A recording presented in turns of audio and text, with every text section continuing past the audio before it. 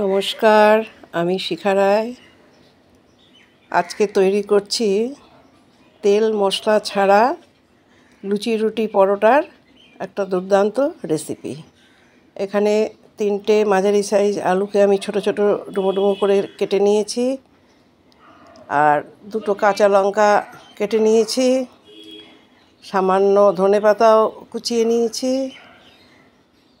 আর লাগছে গন্ধরাজ লেবু গোল গোল করে কেটে নিয়েছি, আর লাগছে একটা টমেটো, আমি দানাগুলো ফেলে নিয়েছি। অত্যন্ত সুস্বাদু এই রেসিপি, তেল মশলা দিচ্ছি না। আলুর ঝোলটা দেখো, আমি সেই ঝোলটা পরিমাণ মতন দিয়ে নিয়েছি একবারে। আমার 3টে আলুর যতটা লাগবে জল আমি দিয়ে নিয়েছি। এখানে আমি পরিমাণ মতো নুনটাও দিয়ে দিলাম। দিয়ে যেই নুনটা গলে গেল, দেখো এবার আমি আলুগুলো সব দিয়ে দেব। খুবই ভালো লাগে গরমে, দারুণ রেসিপি আর দারুণ টেস্টি হয় খেতে। খুব সোজা সরল রেসিপি। দেখো আমি দিয়ে দিলাম আলু, আর কোনো মশলা টশলা কিছুই দেব না, খালি নুন চিনি ছাড়া তো রান্না হয় না, নুন চিনিটাই শুধু দেব। মিডিয়াম ফ্লেমে আলুগুলোকে মিনিট 5 আমি বয়েল করে নিলাম। হলুদও দেব না এতে।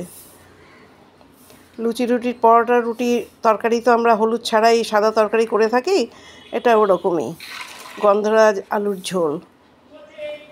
দেখো সেদ্ধ হয়ে গেছে আলুগুলো। এবার সেদ্ধ হয়ে যাওয়ার পরে আমি দানাগুলো ফেলে দিয়ে টমেটো দিয়ে দিলাম। টমেটো তো খুব সামান্য সময় লাগবে সেদ্ধ হতে।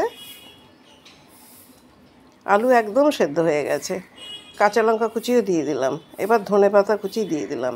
এটা বাটারে খুব বেশি ভালো হয়, তবে আপাতত আমার কাছে এখন বাটারটা নেই, তাই আমি আর বাটারটা দিচ্ছি না। এটার মধ্যে তোমরা বাটার দিয়েই করে খেও। আমি বাটার দিচ্ছি না, আমি তার বদলে সামান্য একটু ঘি দেব।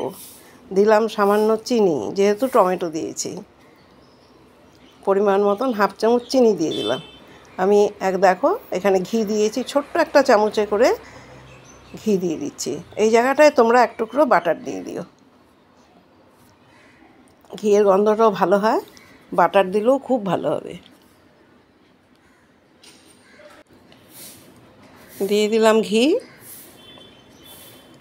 দেখো এত ভালো লাগে মশলা ছাড়া গরমে, খুব তৃপ্তিদায়ক এই তরকারি। এবার দিয়ে দিচ্ছি গোলমরিচ, সামান্য পরিমাণ মতন, 3টে আলুর যতটা হয় এই পরিমাণ মতন আমি গোলমরিচটাও দিয়ে নিলাম। কোনো রকম মশলা নেই, হলুদ নেই। আবার 2 মিনিট আমি চাপা ঢাকা দিয়ে রাখবো, যতক্ষণ এই টমেটোটা সেদ্ধ হওয়া পর্যন্ত। কেমন লাগলো কমেন্ট করে আমাকে জানিও তোমরা। দেখো আমি 2 মিনিট পর ঢাকা খুলে দিলাম। টমেটোগুলোও সেদ্ধ হয়ে গেছে,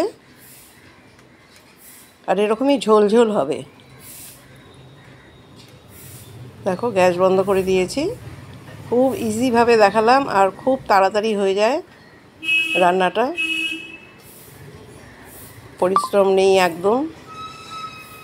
যে যেখান থেকে ভিডিওটা দেখছো সবাইকে আন্তরিক ধন্যবাদ। সবাই খুব ভালো থেকো।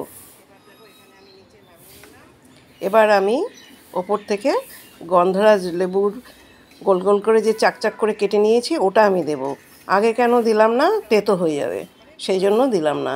এইবার এই গন্ধরাজ লেবুর পিসগুলোকে আমি দিয়ে দিচ্ছি।